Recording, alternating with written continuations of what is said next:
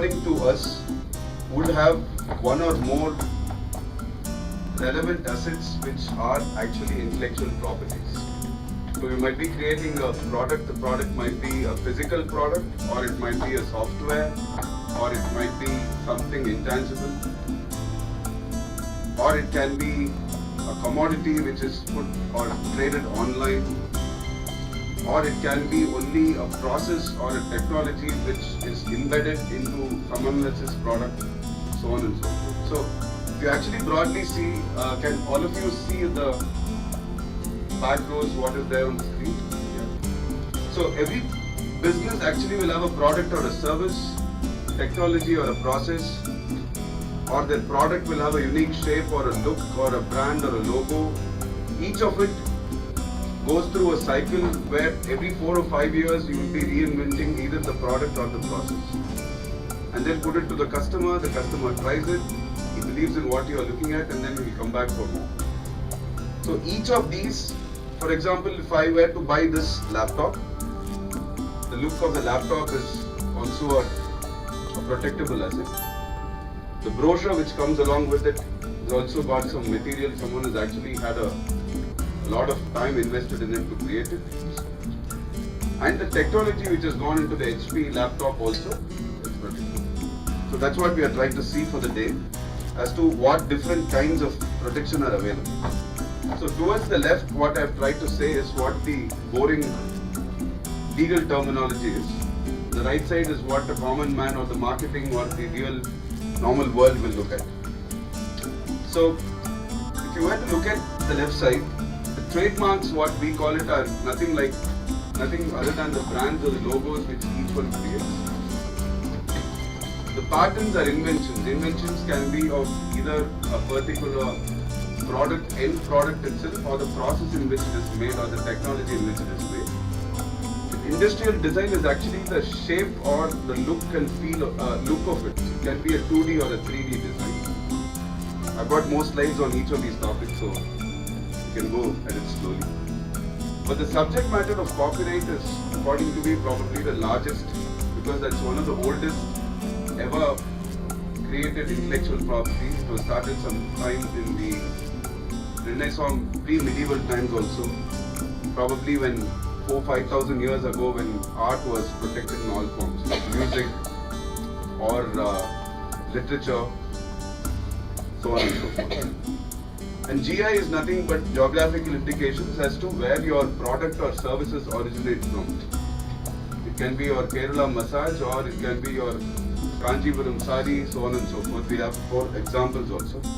And each of you might also have your own unique trade secrets, which there is a balance between statutory protection which you get and keeping it as a trade secret. That balance also will show it to you later.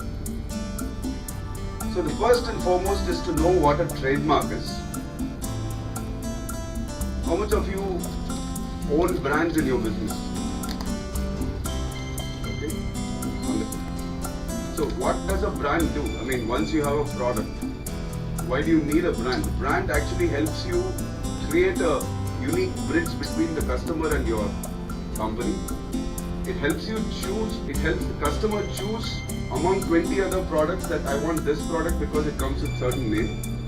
And behind the name is a particular quality or particular services which they are assuring. So that's the kind of, it distinguishes the source, it gives you the reputation of the company behind it, and you build a loyal customer or a clientele behind the brand itself. And of course, it's a marketing tool where it helps you use it as a tool for marketing.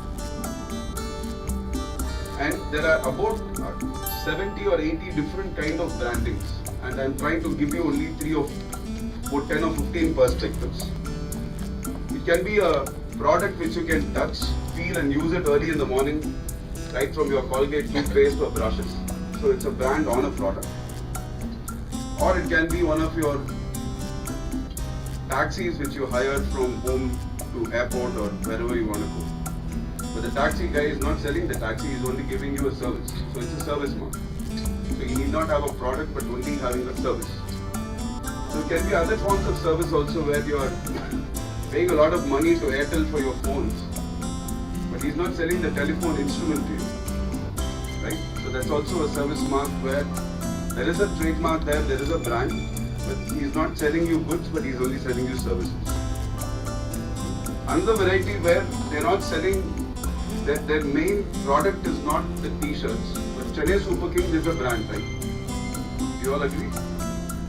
So they're not there to sell t-shirts and make money. They're not there to render services. Okay, you can call them as entertainment.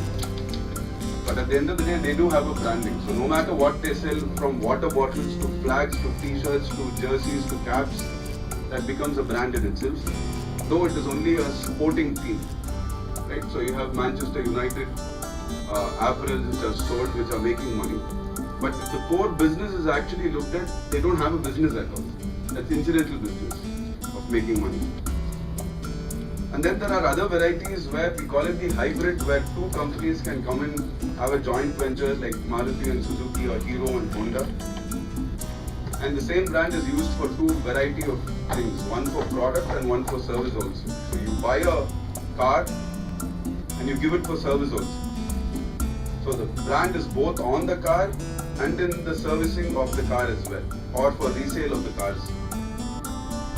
But these kind of brands are called hybrid brands, where two different companies come together, join hands and call it as a joint venture. So when they split, actually they take their respective marks and go away. The hybrid marks is not left with anyone particular. So now Hero and Honda have split. Hero makes their own bikes, Honda makes their own bikes. Hero Honda no one makes. And government-owned brands are also there. For example, in Tamil Nadu we have Arvind, which is actually part of Operation Flood. That is also a brand. So it need not be only owned by private parties, but even owned by the government. And for example, Woolmark and ISI are also, they are called certification marks. The government is not selling any product under ISI.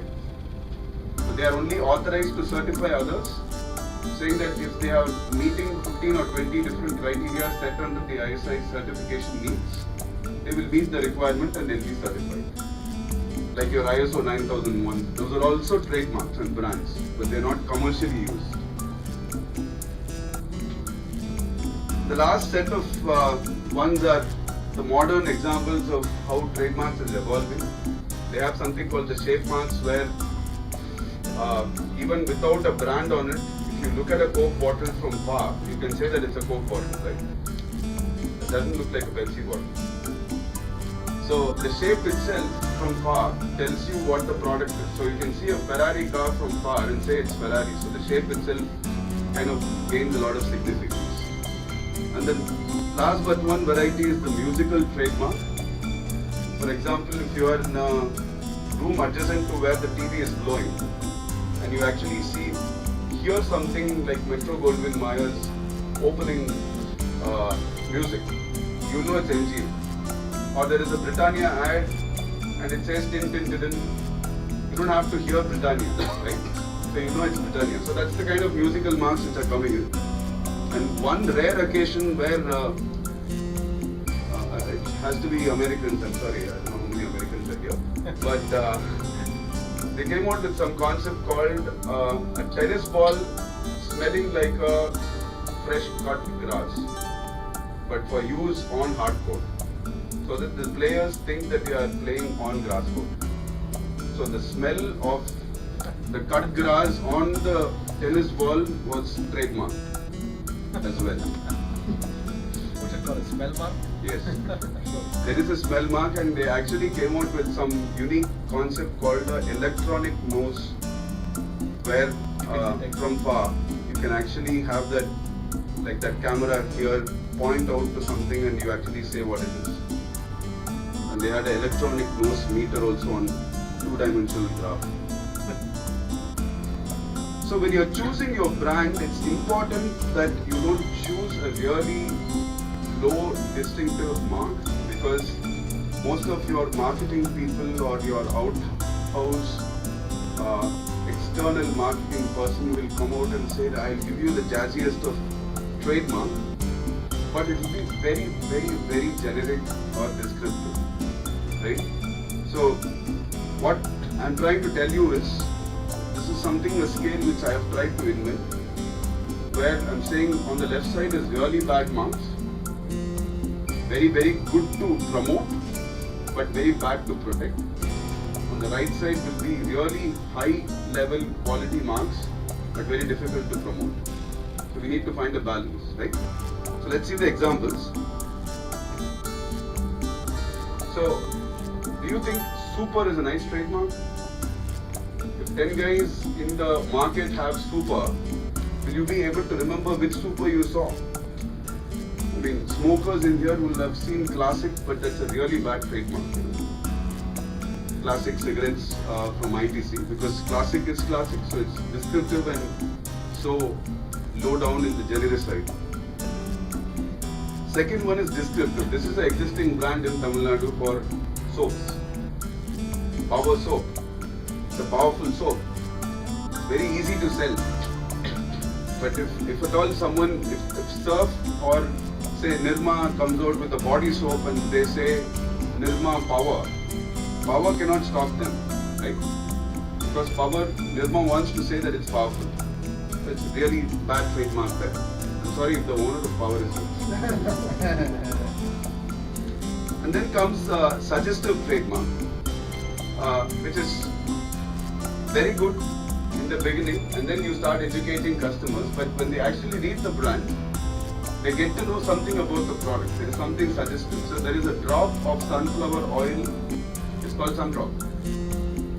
So you know that it has something to do with sunflower. These marks are much better than the first two guys. And then there is arbitrary, where one of the oldest brands in the country is tagged for your raincoats and umbrellas. It is there in the dictionary. Everyone knows tag, right? But it doesn't have any meaning to do with your raincoat or umbrellas. And the last one is the best one, where it's invented words like Kodak, or a word which I'm going to say, which everyone thinks is not a trademark. It's Xerox. Xerox does not have a meaning. It's an invented word, but it's, we Indians, or at least Madrasis, have killed it. There is Adyar Xerox, Student Xerox, Mylapore Xerox, Tiruvangur Xerox. And then when I go to the court, they say, the judge says me, "Naaliki Xerox for the case law." So basically, there is a lot of difficulty when you are actually setting up a new company, setting up a new brand, to actually lean towards the left side, but we would request you to go towards the right side, right? So that it's easier.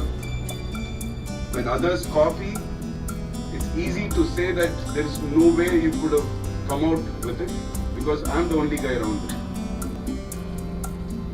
So the next set of intellectual property is something to do with patents. This is a lot of times we intellectual property lawyers, Rohan would agree, inventors will come in and say that I've got a new patent, please trademark it for me. Or I've got a new copyright, please design it for me.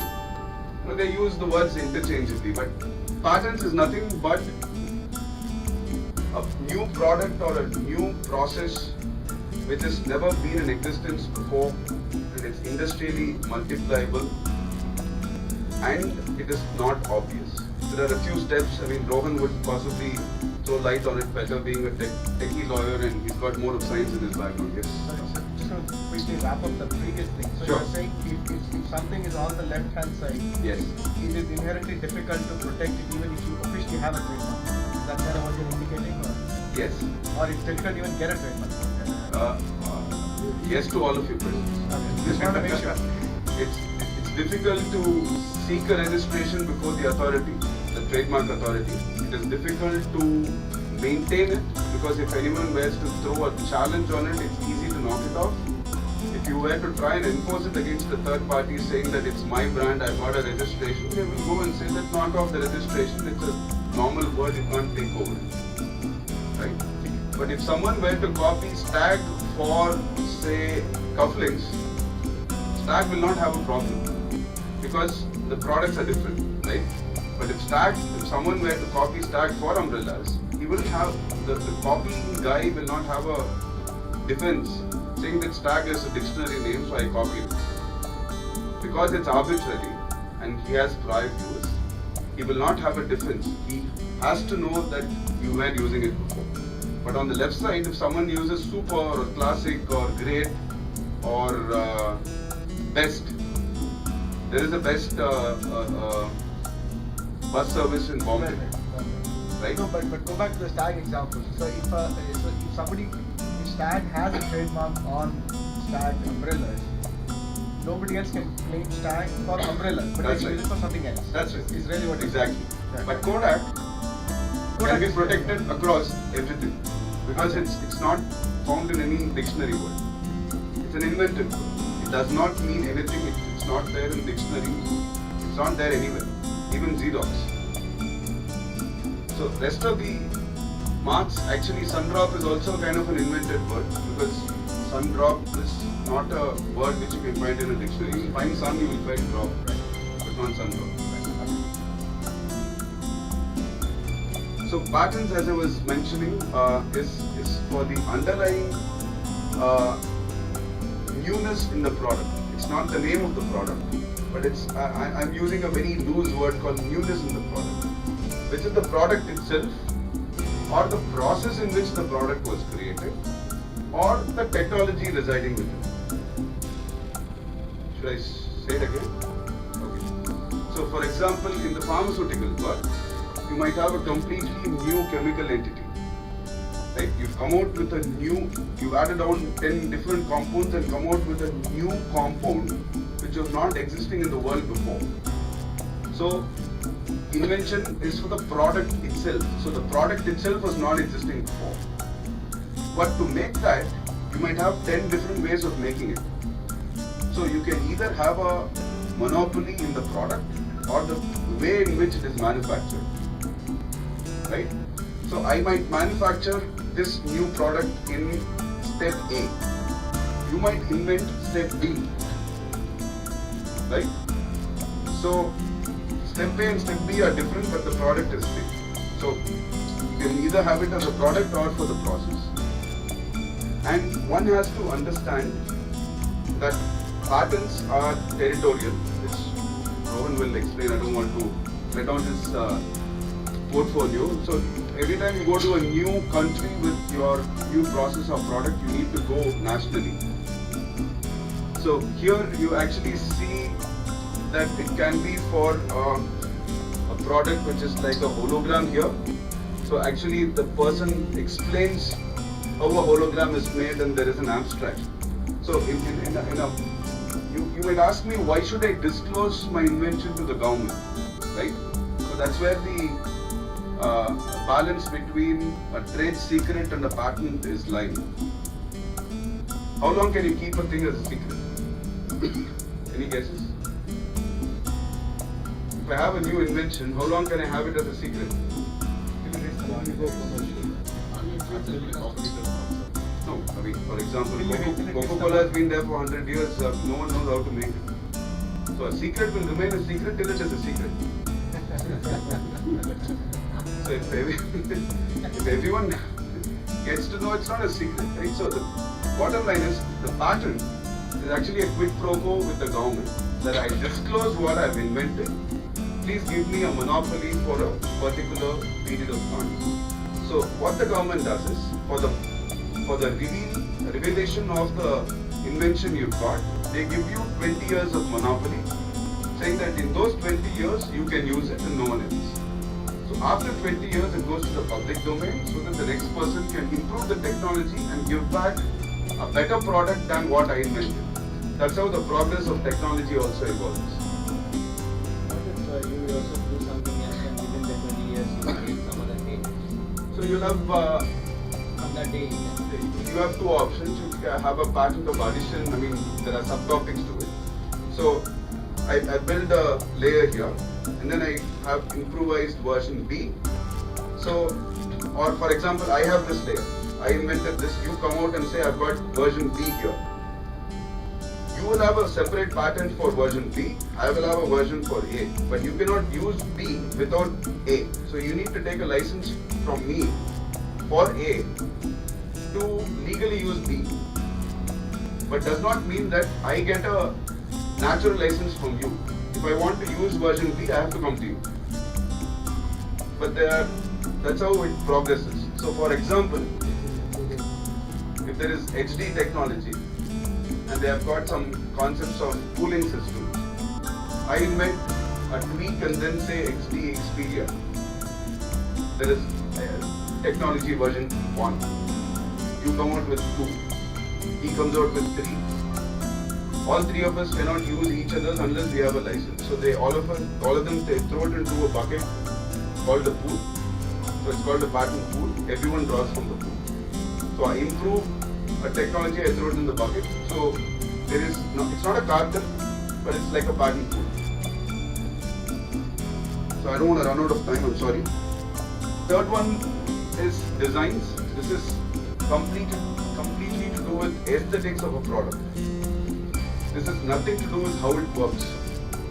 This has nothing to do with how it functions. The aesthetics is where it helps you get more money for the same technology, right? So, for example, if there are 10 perfume bottles in a duty-free shop, if 10 of them look the same, smell the same, but still you want to go for one particular bottle because it looks different. That's what design does to you, right? So if Ferrari owns Fiat, the two different car brands, the engine is same, you still have the option between Ferrari and Fiat, right? Because they look different. So design is something which appeals to the eye, judged by the eye solely. It is for a shape or a configuration. It's nothing to do with the functionality. It's just the looks of it. That's designs for you, but the protection again is only for 15 years. And please understand, for patents and designs, the moment you put it in the market, it is already in the public domain. So you need to seek protection before you put it into the market. As I said, copyrights not many. I just met a gentleman here who is into e-learning of performing arts, right? That's the hybrid of what copyright is all about. So he's got music and arts there, and it's online, and he's doing it through a web portal. So he would have literary work where he talks about, he'll have a web page and there are some write-ups on it. That's a literary work, like a book you have. In India, software is protected as a copyright, not as a patent, because the source code which is running behind is protected as a literary work, as though it were a book. And then you have dramatic work, and then you have movies, you have music. All of them are protected as copyright in India. Invariably, all of them are protected for 60 years beyond the person who created it. So, for example, late Shri Lalgudi Jayaraman passed away last year, and all his creations will be protected for 60 years from 1st of January 2014. Right? So it's actually beneficial for the next generation and not for the creator. That's because traditionally art forms and arts and traditional arts were more concerned, and they actually wanted to have the benefits passed on to the next generation for royalties to come. For example, Michael Jackson's estate makes more money than the next best-selling artist, even though Michael Jackson is not around. So his sons and his daughters are taking the benefit of the royalties from sale of any of his records. Yes, sir. Music in a concert made by somebody else, do you have to ask for a How were you reproducing it? How did you come to record it? I have not recorded. Okay. I'm going to perform. Okay. Somebody else's music. If I perform and I earn money out of the show, do I have to pay the person who's taken the copyright money for the... The copyright is firstly created the moment a person creates it. If I take a chalk and start writing something on the wall, I own it. Similarly, in music or musical works, if I am the music director, I create the music. So there are two different versions in it. One is the underlying works of the music itself, and another is called the sound recording, right? And then there are a third set of rights where there are performers' rights. So if today, say, a music director, say like A.R. Rahman is there, and Rohan wants to make a movie with A.R. Rahman, he pays a sum of money to A.R. Rahman. A.R. Rahman makes all those musical notes. And Rahman, as the creator of the music, has two options. Either to say, no, I will retain the rights in the music, or if he doesn't retain it, it will become his property because he's paid money to it. And then there is something called sound recording. The producer will hire a studio and record all the music onto a CD. Now it depends whether in your reproduction case you are playing the CD or you are just performing. If you are performing, then you need to take the rights permission from the music director, because there is an underlying work of the musical work and not the sound recording. That's why a lot of discos, hotels, parties, DJs have to seek license from two societies in India called IPRS, EPA, which is called Indian Performing Rights Society, and Public Phonographic Limited, where depending upon whether you are playing sound recording or whether you are performing, you need to seek license. So technically speaking, the artists who come and sing at your marriage functions, they need to technically take licenses. That's in a perfect world. That's something called the music earth or something. Somewhere, not a mother earth. So Now on the software thing, the copyright is automatic or it has to be established? in India, it's automatic. In US, you need a registration. So a copyright in a software will be automatically vested in the company whose employees are creating it. So it's better to get a registration because it's easy to prove the ownership. If you don't have a ownership, then you will have to file some 100 other documents to show circumstances in which it was created and that you are the owner. So that's how it is. So copyright, you don't need a registration at all. It is not prerequisite like patent and design. The moment it is created, it is protected. So for example, if Ty is actually recording this through a camera there is a video recording which is getting created. The moment it is switched off, Ty is the owner of that video because they are producers. I have been called to perform here and I have performed. I don't have a right of my own, so it's a voluntary. It also depends on what's the contract with them, right? What your contract with them. Suppose Exactly. you say I am ready to talk here, but on the condition that Maybe 10 lakhs. I have so much rights to whatever. Yes, everything in copyright law is the famous phrase which we use is unless contracted to the contrary. Right? Where unless I have contracted with Ty in writing saying that yes, I reserve my rights in ABCD. Otherwise, whoever is commissioning the work will be the owner.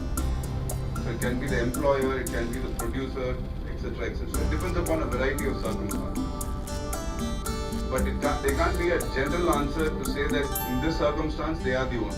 Because a lot of times, the producer of the movie may not be the producer of the sound recording. There are a variety of layers into it. So you need to actually get into a lot of agreements to see who is the owner. Talk about software and copyright. Yes, sir. How does software nowadays open source? Yes. How does that affect the copyright? I will answer, but I do have a slide on that. Open source is obviously the opposite of copyright. It's copyleft, right? It is open for anyone to keep improving and have versions to it. So there is no. So someone develops, say for example, you have somebody develops coding. Yes. Coding that he is developing, and it is user is the Yes. Yes. Yes. That's right. So operating system based language, whatever the platform is, that's not what is protectable. That is protectable right of respective owners of those Linux and other operating systems or languages. But what I am, so it's like I write a book in English doesn't mean that I need to seek the author of English language permission, right? So it's only a platform on which I'm writing. So whatever I write, I get a protection of.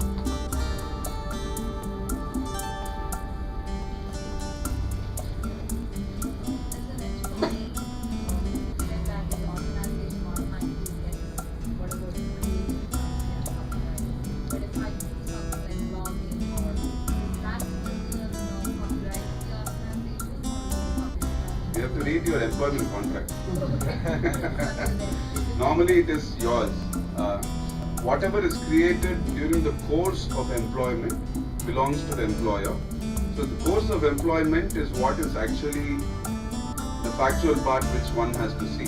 Whether you did it for the employment purpose. So if you have a iPad in your office and you're blogging in office time, that might be unethical, but you still are the owner of the copyright. But if your job is to be a blogger, then it belongs to the employer who is running the blog. Right? So there is a complete difference. So if you are, say, working for a software company, but you're blogging on, say, clothing. Yes.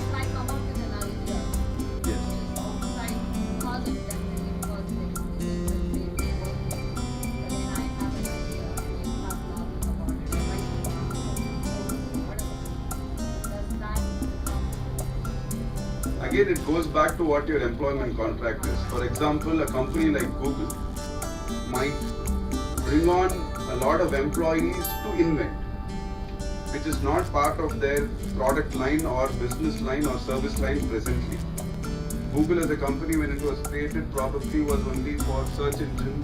Right now they have Google Glasses, Google Maps, Google Earth, everything. So they have product line right now. And of course, it's only individuals who apply their brains to come out with the inventions. So, and then they assign it to the company. So, during the course of employment, everything depends upon that contract. So, the more west you go, the fatter will be the employment contract. In India, most of us don't have offer letters also. Well, quickly to wrap up, to give enough time for Rohan. GI, not many of us might be involved in the community, right, where a bunch of persons in the same community, same geographical location enjoy, right? For example, Darjeeling tea is grown on only those 18 hills in Darjeeling. Beyond those 18 hills, if it is tea which is grown in the vicinity of Darjeeling, they are not supposed to call it Darjeeling, right? So they have already protected that logo as a certification mark, and Darjeeling, the word, as a certification, as a geographical indication. They've been fairly successful in stopping a lot of English tea calling themselves as Darjeeling, though they had been sourcing it from Sri Lanka or Malaysia.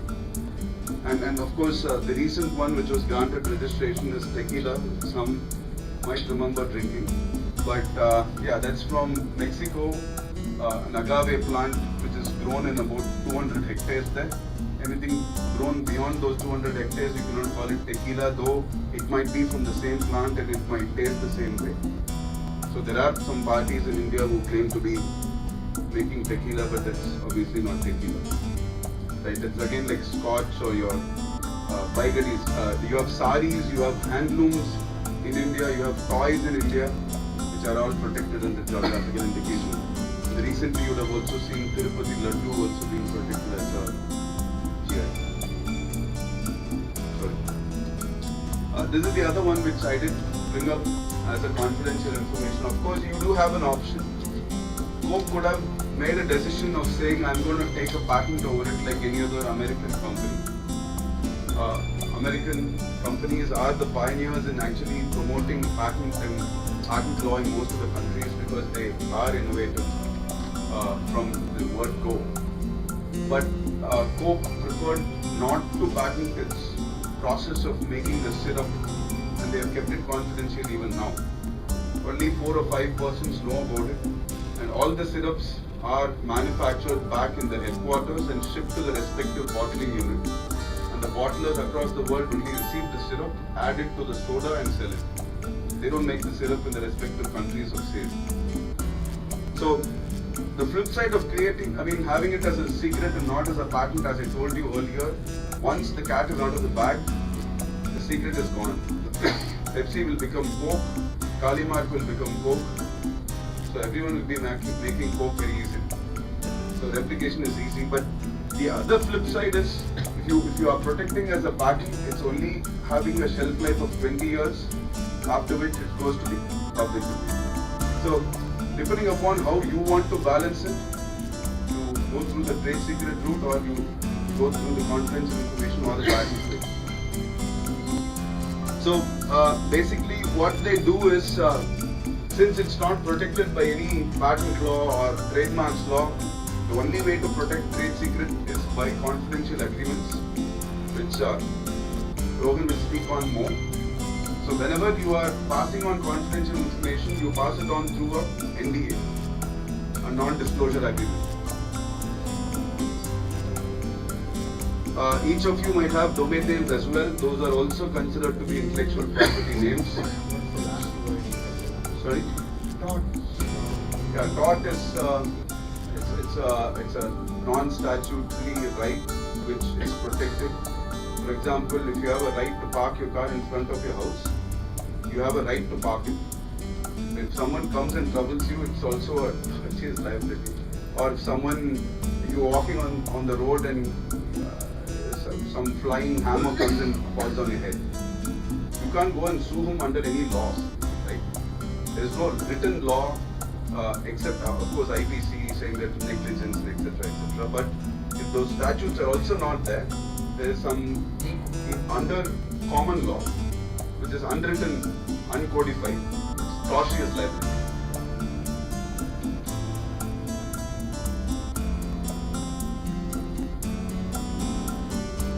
So as I said, software, you might go in for open source software, but if you are using closed source, the opposite of open source, like proper packaged software, it's better to have licenses, either paper license or electronic licenses, whether you are using Autodesk or Adobe or Siemens engineering drawing software or Microsoft Outlook or Microsoft Word. It's better to get those licenses, because when you're small, they won't come after you, but when you're larger and big and the license requirements and fees are higher, you would be under the radar, and it's better to actually buy licensed software. And you also get warranties. It's like buying a TV from Burma Bazaar or TV from Samsung and getting a warranty for it. So it's better to choose, right? So basically, if you have a new business or a product, idea is to protect it. Yeah. Question. Yes, sir. Previously, on the software, Yes. though it is open source, Yes. you develop a product and you wanted to patent it. Mm-hmm. You are doing a patent. Must you do the source code or only the theoretical portion? Patent means, are you coming out with a new technology, sir? You not new technology, using the open source. You're coming out with a new software, New service. new service. Yeah. Product based service. Okay. Product, you mean software-based service. It's very subjective, sir. We'll have to obviously study what it is, because No, let me put it this way. There's a new product. Now when we go for a patent, do we need to give all the boards of it from it, or in a copyright law, you don't need to give the entire source code at all. Depends upon what industry you're talking about, sir. You cannot patent software in India, right? You cannot patent software in India. Is that your question? Okay. In India, software is protected only under the copyright law, not the patent law. In the copyright law, they protect it as a literary work. So if you want to protect it, there are two ways of protection. You get a protection even without registration, so you don't need to disclose. even if you want a registration, you don't need to disclose 100% of it. Even if you disclose 60-70% of it, it's enough, they give you a registration. So in the CD, when you're giving a software, you don't need to give the chunks of it. So the heart of it you can keep, and you can give the skeleton and bones.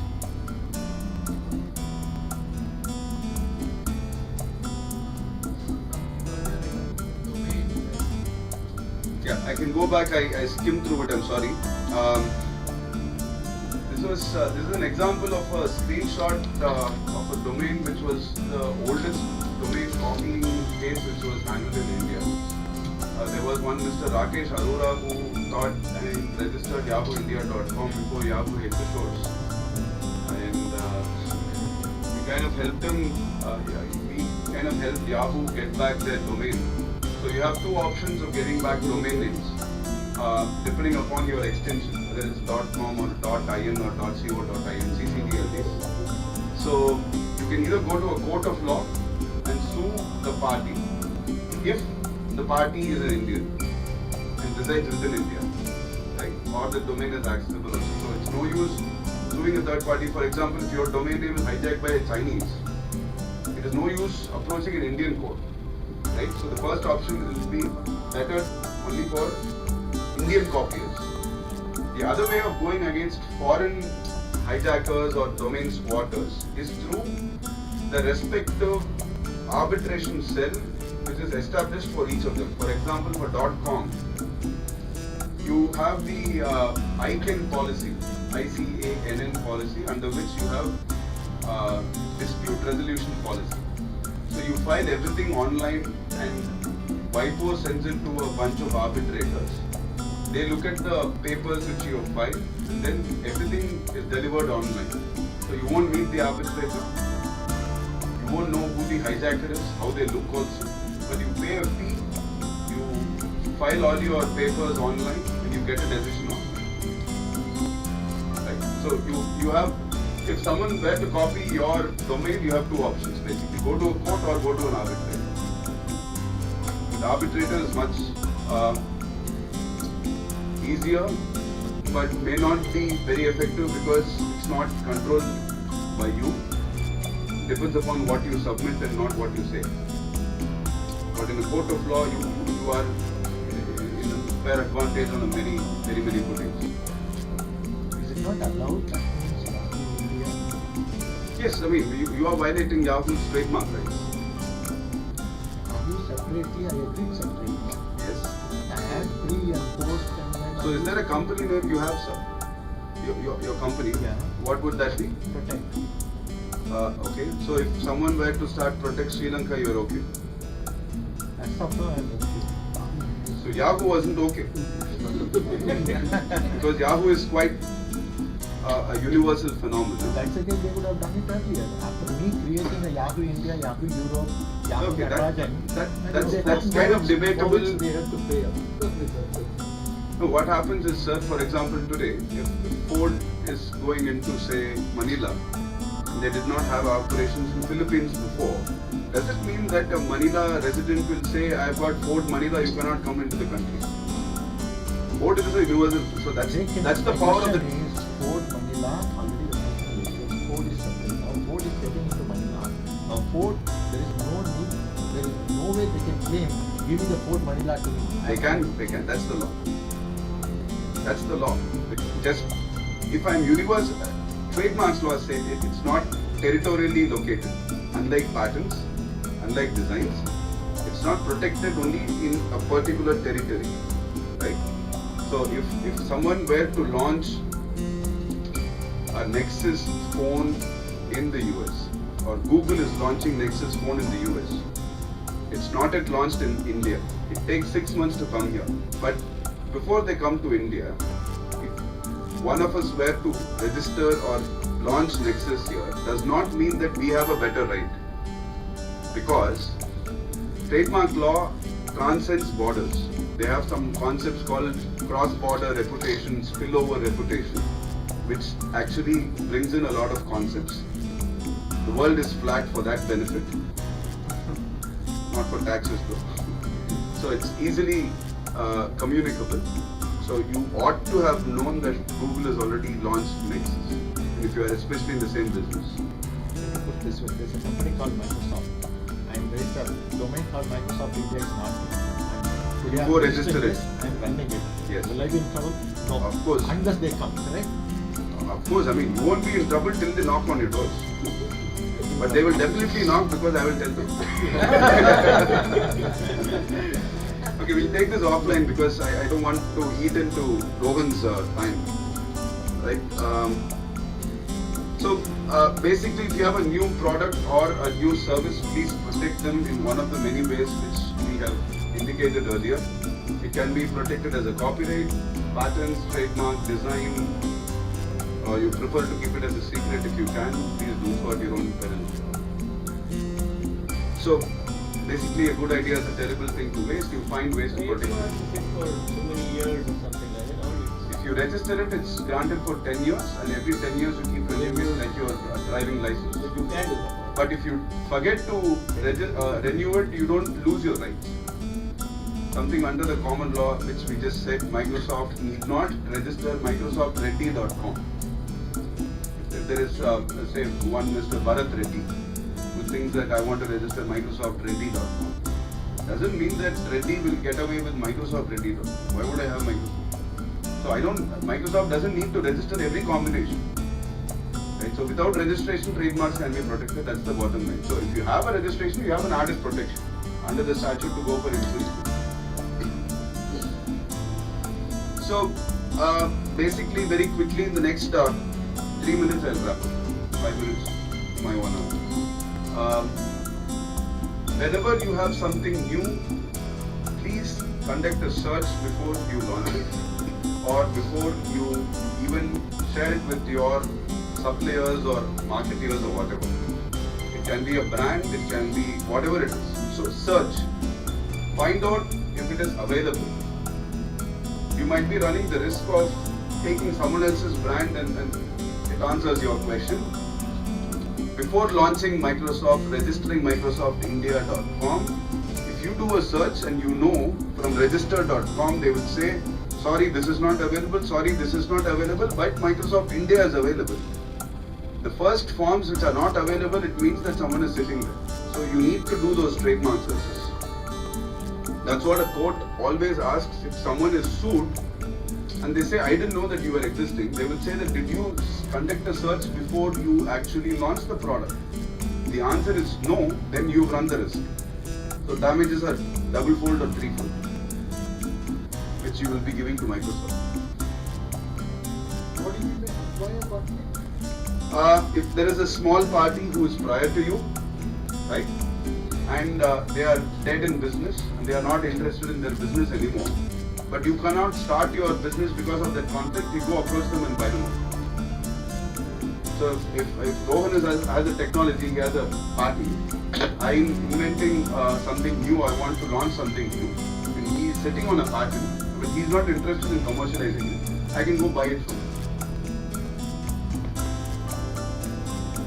So basically, freedom to operate helps you search, analyze assets, and then helps you launch. Otherwise, the courts are going to come down heavily on you and probably lock you out also. So I've also got this concept of the China wall. On the left side is your concept. So you search them, protect them, register them, go after third parties. But beyond your house wall, if you find third party rights, please do not copy it. Try and improvise it, but take license, acquire conflicts, but don't copy them, is what I have kind of put in there. So, enforcements I'll come to at the last. There are ways where you can value your own intellectual property and put them in your business balance sheets also. Most of you, when you are in your startups and you are asking for funds which have to be brought in, many of you may not have factories and machineries to show that I've got so much of assets, please fund me. It might be just ideas. All these ideas are intellectual property, so it's better to have a valuation.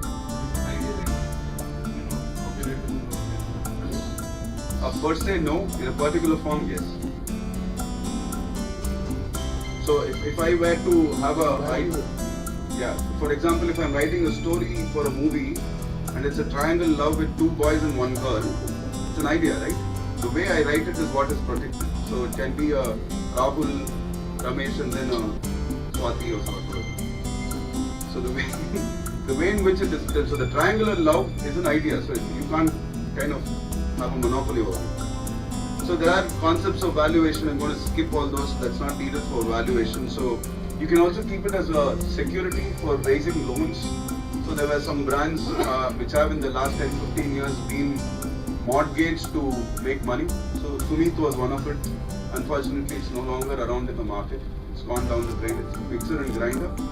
Used to be very famous back then. So UTI Bank, which has now become Axis, had a mortgage over it and then they raised money, but they went down the drain. But brand also went down. But the bottom line is you can use your intellectual property to raise money by mortgaging it with a bank. No, the bank is the owner right now, but its bank cannot make mixers. So it's kind of dead. Yeah, but there are special purpose vehicles which are actually floated. That's a different concept where brands, ICICI has also helped Urban Mills raise about 250 crores for all their Excalibur, Newport brands and all. So they created a special purpose vehicle company. So even if they default, that company can be hived off with the brands rather than the bank taking over Urban Mills and trying to make deals. There are taxations. I'm going to skip, and then there are insurance also. So basically, that's the first module. Sorry, I'll give it off to Rohan and come back for enforcement.